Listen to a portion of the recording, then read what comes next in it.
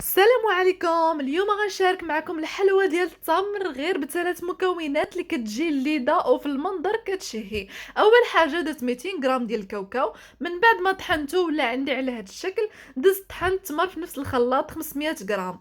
من بعد ما طحنته غنضيف عليه الكاوكاو، غنضيف عليه نصف ملعقه ديال القرفه، شويه كيكه ديال الروح ديال اللوز كيطلق واحد النسمه زوينه.